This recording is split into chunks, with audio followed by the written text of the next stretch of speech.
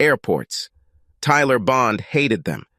They were a necessary evil in his work, but he hated them. They were hurting his marriage. They contained masses of people waiting to be airlifted to their destination like cattle and to be treated like cattle. Maybe he should reframe his thoughts on the matter and just accept that this is the way it is, and he was paid well to put up with it. 10 years ago, you had to stand in line to check in, then stand in line at security, and then stand in line to board the plane, where you would have to stand in line again, waiting for those in front of you to remove their luggage into the overhead compartments, as the line slowly moves toward its location at the back of the plane. Now he didn't have to talk to anyone if he didn't want to. As an experienced traveler, his luggage was no longer checked. TSA Prey has dramatically reduced security wait times at most airports. His years of cross-country travel once a month, plus another shorter trip each month, solidified his status with his favorite airlines, where he typically no longer had to sit in the back of the plane and could sit after first-class passengers. His credit card even gave him lounge access, which was quite nice back there at the Miami airport. Although the experience was much better now, he still didn't like it. Today, however, in the living room, Veronica, an attractive middle-aged woman who looked several years younger than him, wearing a frilly, low-cut dress partially covered by a cardigan, was chatting with him about her recent travels. Toward the end of the conversation, she let the cardigan not cover as much, mouth-watering. He also cheerfully and candidly shared his own stories of travel and war, and at the end of their conversation she handed him a business card. He glanced at the card, not wanting to take his eyes off Veronica, and discovered that she was also from Denver, which led to a few more minutes of conversation. She had one more stop to make before heading home. Perhaps this is for the best. After a pleasant chat, they went back to their gates. Was she flirting with him? Maybe. He wished he had realized this while they were talking. Decades of marriage had dulled his sense of flirting. Crap. Not that anything could or should come of it. He had been 100% faithful throughout his 26 years of marriage and had no intention of changing that. This was one of his cross-country trips, and despite his dislike of airports, he was in a good mood due to his conversation with Veronica and some success on his trip, which would pave the way for an extra bonus next quarter. He had just boarded his plane into a larger Economy Plus seat to return home when his phone rang. He was about to put it into flight mode when it happened. It was his wife, Rebecca. Sigh. It was too early in Denver for her to wake up, let alone call. Considering the hour of the morning, he wondered if it was important. Maybe. His finger hovered over the phone to answer, but he still turned it off. If it had been one of his children, he would have answered the call, of course, but whatever that bat wife of his wanted could wait. He admitted that the journey that began 10 years ago, although limited, had not been easy for them, but it should not have caused so much controversy. He was rarely gone more than 6 nights a month, but it seemed that this was becoming too much. Women. He wishes his wife was more understanding. When he told her about the new position years ago and the increased salary and bonus, his wife practically pushed him out the door, and then she welcomed him and his money home with open arms. Now, despite his attempts to wine and dine her more often and spend more time with her, she became distant. Recently, his boss told him that if he accepted a new position that required more travel, he could make even more money. He did not mention this proposal to his wife. It wouldn't serve a good purpose. The whole situation saddened him, but he had his children, who were fantastic. He loved his children. His daughter Jamie just started pharmacy school in the fall, and his son Mike attended summer school to get a head start on his first year of engineering, just like his father. Both parents were, as you'd expect, prude. He missed going to their events, and he missed them getting under his feet. He guessed that Rebecca thought so too, since she seemed sad lately. Whatever their current problems, they raised 2 exceptional children. Smart, funny, hardworking, selfless, with a sense of humor. Over the years, they have received many additional joys. He wanted to see them more often. Since the children now have their own place nearby, he thought of downsizing the hefty house. Rebecca didn't want to hear about it. In addition to her work at the hospital as one of their financial executives, she served on several charitable boards, and the home, neighborhood, and neighbors lived up to her image. The little extra upkeep of the house and yard, compared to a smaller home, was one of the sacrifices Tyler had to make for his wife's social standing. Sigh.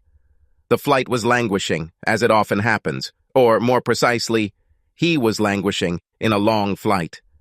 He wasn't in the mood to watch a movie, and hadn't slept much during the trip, so he decided to close his eyes for a few minutes. He was awakened by the sound of landing. He was surprised that he slept almost the entire trip. He turned his phone back on, and it looked like something had exploded. Voicemails and messages from everyone who was close to him. He called his daughter. "Oh my God, Dad! Thank God you called!" "Jamie, you knew I was on the plane." "What's happening?" "Everyone tried to call me, but no one told me anything." "Well, I'm not going to say anything now. Stop by my place as it's on your way home. Mike will be here too." "Jamie, you can't leave me like this." "Are you and your brother okay? Is your mom okay? Was anyone hurt?" "I'm sorry, Daddy. It's just a big mess. No harm done. Well, none of the people we love. I'll explain everything when I see you." What the heck? Tyler made it from Denver International Airport to his daughter's house near the university in record time. He hurriedly knocked on the door, and she was almost in tears when he entered. He saw his son sitting solemnly in a chair. "What happened, baby?" "Oh, Daddy, we are very sorry. It's a huge mess." Mike said, "It's like a big bazaar. Tell me what happened." Jamie continued, "We didn't want any of this to happen. It just snowballs." "What exactly did you not want to happen?" "Well, we wanted some of this to happen, but not like this." "Darling, you haven't told me anything yet.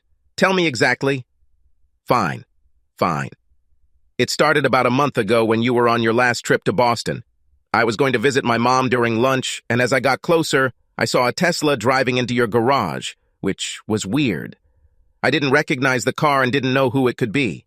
From the street, I saw that the light was on in the house, and by the way the shadows moved, I saw that someone was walking towards the garage. I called my mother on her mobile phone, but she didn't answer. I waited a few more minutes and called her again. When she answered, I asked if she was home, and she said she was still at work and would talk to me later. Obviously, I suspected that this was a lie, so I hung up and watched the house a little more, wondering what to do. After a while, I moved my car out of sight and sneaked to look through the garage window. Mom's car was there, along with the Tesla. I was furious. I returned to my car, called Mike, and told him what I had seen. I wanted to know who was with Mom. Fueled with anger, I waited for the first 6 hours for him to leave, and then Mike came and watched until he left at 70 Shio the next morning. Mike followed him to work in a large office building in Cherry Creek, entered a few minutes later and asked the security guard if he knew the man who had just entered. He told Mike the name, and Mike called me. We didn't know what to do.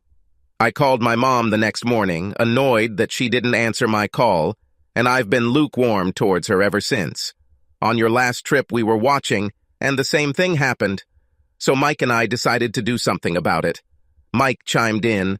I was there when you tested the smoke detectors a few weeks ago, and when I saw the detector in the garage, I came up with an idea that we thought was funny at the time. I don't think it's funny anymore. We were afraid to tell you because we knew you would want to catch them red-handed and would probably kill the bastard and end up killing Mom too. Accidentally or intentionally, and you'll end up in jail. We didn't want this. We wanted to come up with a way to piss them off and embarrass them. I suggested that Jamie sneak into the garage around midnight and cause one of those unexpected sparks that are known to happen to electric cars from time to time, creating enough smoke to set off the alarm. Since the smoke detectors were in good working order, I didn't think anything would happen other than the fire department showing up. I guess that means you didn't know there was a heat detector in the garage and not a smoke detector, said Tyler. Mike had a surprised expression on his face. Oh, shit. That's why the alarm didn't go off for so long. Tyler shook his head. Jamie chimed in. We thought having to have the fire department come would be embarrassing, but it wasn't enough, so I kind of intervened too. Tyler looked stunned as all the different implications of what the kids had told him began to sink in. He asked, It looks like my marriage has burned to the ground. Is our house intact? Jamie replied, What? Oh, yeah. Well, for the most part. Oh, my God. I visited the house after Mom left for work both times, and both times one of Mom's Magnum wine bottles was in the trash can. I know she likes to keep the bottle cold most of the time, so this seemed like the perfect opportunity to add to their embarrassment. These days, it's very easy to buy Viagra or its equivalent online, so I ordered some. I'm studying to be a pharmacist, and with my chemistry degree, it wasn't difficult to turn the tablets into a liquid. Tyler intervened. You didn't do it. I'm afraid so. Yesterday afternoon, I snuck home. I looked at the wine cooler, and Mom had already opened her Magnum bottle, sealed it, and set it down. It turned out that only a cup or two was missing, so I poured in my mixture, stirred it, and put it back, being careful not to leave any traces. We thought they would have to run out of the house when the fire brigade showed up, and he wouldn't be able to hide his erection, which would expose her and her lover to all the neighbors. It's Mike's turn. Shortly before midnight, I climbed through the window in the garage, which I had opened in advance. It took a while, but using the charging port on the car and some tools, I was able to create an arc such that the metal around the area became hot. I don't know if his car was malfunctioning or what, but suddenly there was a shower of sparks. I knew this would set off a smoke alarm, or so I thought, and I got the hell out of there. Obviously, after I left, the battery caught fire. I think he did, because before the firemen could get there, not only his car caught fire, but his mother's too. By this time, the alarm system in the house had gone crazy, and the whole neighborhood could hear it. Jamie said, You know how Mom gets worried when she's upset. It's like her brain just shuts down. This is where the story gets interesting. Even more interesting? More interesting than my wife cheating on me and my house burning down? Jamie continued, We told you the house didn't burn down. Oh, great. Anyway, in the few minutes that I was allowed to talk to my mother this morning, she told me that she jumped out of bed when she heard the alarm. She shook her lover, Eric, but he did not wake up. She knew he had drunk a lot and couldn't wake him up. She thought he was dead and became hysterical. She called 911 from her home phone and started screaming, Fire! Call an ambulance! She then grabbed him by the ankles and started dragging him out of the bedroom and towards the exit, not realizing or thinking about the fact that they were both bare asses. He was too heavy for her to get down the stairs, so she kept dragging him. Again, she wasn't thinking, so he lay face down. Remember how there was a rug nail at the entrance to your bedroom that popped out just enough to snag one of my socks a few months ago when I was visiting? Well, it looks like either you didn't score it, or he or the other one popped back out. Because guess what? Mom was dragging Eric, and he was quite heavy. Or the nail jumped out even more and caught Eric. That's where the fact that he drank all that Viagra and wine comes into play. Not only did the carpet nail cut his insurgent manhood, well, everything below the waist, he also cut his stomach and face. Since the house was quite dark and he was unconscious, his mother did not know this and continued to drag him down the stairs. Bop, bop, bop, by the steps. I almost feel sorry for this dude. In addition to his 3-foot scratch on an important male organ, he has carpet burns from his waist down to his nose, which must have burst when he fell from the bottom step onto the tile kitchen floor. Clap. I'm sure being dragged across the tiles through the front door wasn't very pleasant either, especially when his head flew over the threshold, hit the concrete porch, and rolled down the stairs onto the sidewalk. Bop, bop, clap. He appears to have road rash and a nasty gash on his face. Tyler didn't feel too bad about it. Mike took over the story. The house alarm must have woken up the rest of the neighbors because there seemed to be quite a crowd when Mom dragged her lover, both bare-bottomed, out of the front door in front of everyone. Timothy from across the street even filmed the scene on his phone and sent it to me. Here, look. Tyler couldn't believe what he saw. There was a video on Mike's phone of Rebecca backing out of the front of the house naked, and sure enough, Eric's head was bouncing off the concrete as he walked down the steps while Rebecca continued to drag him.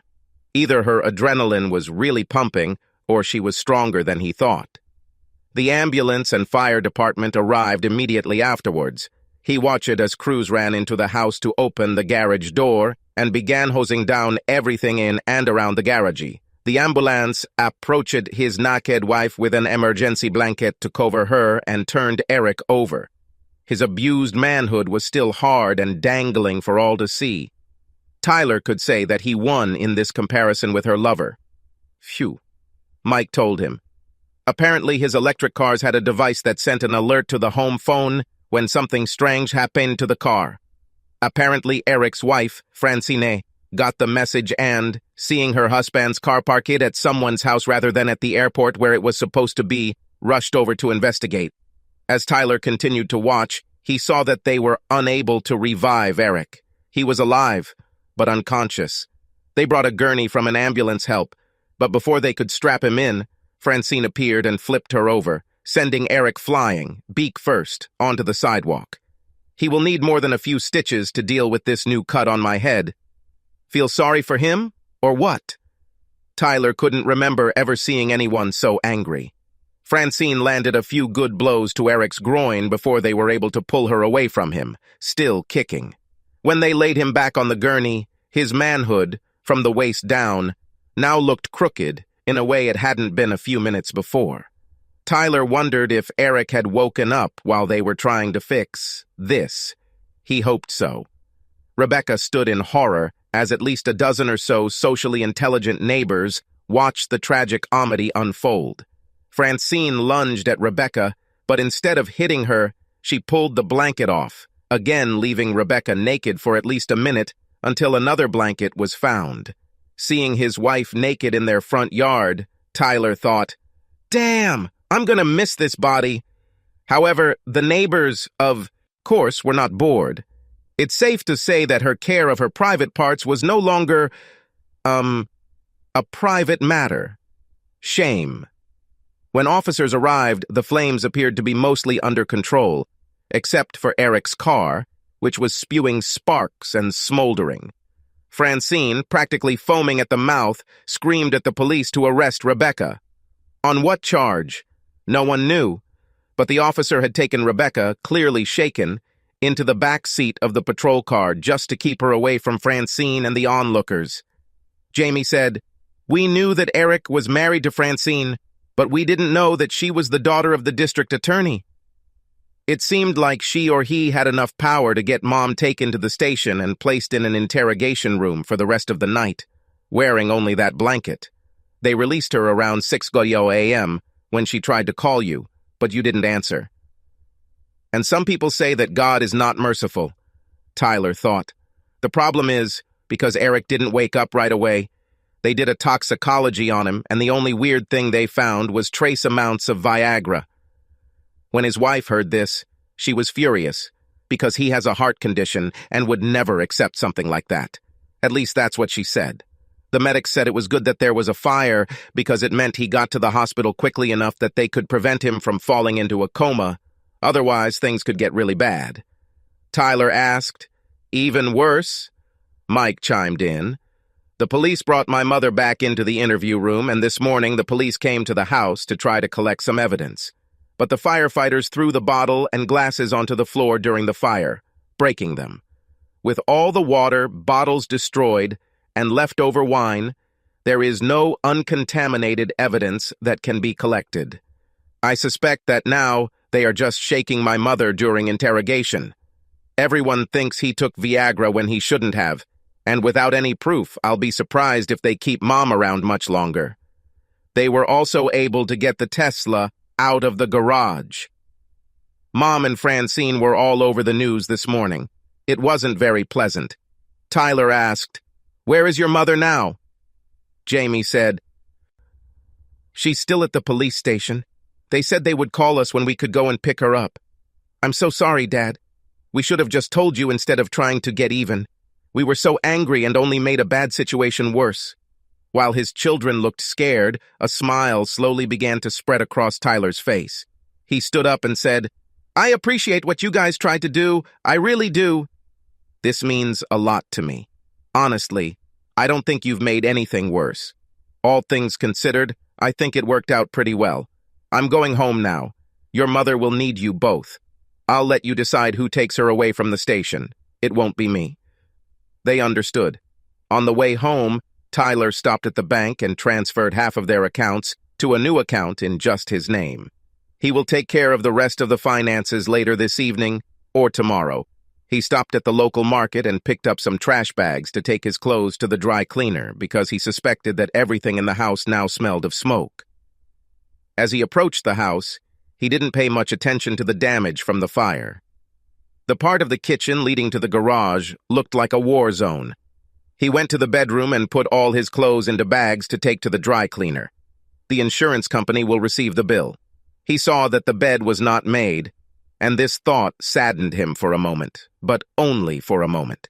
He knew what he was going to do. Divorcing the bitch was the obvious starting point.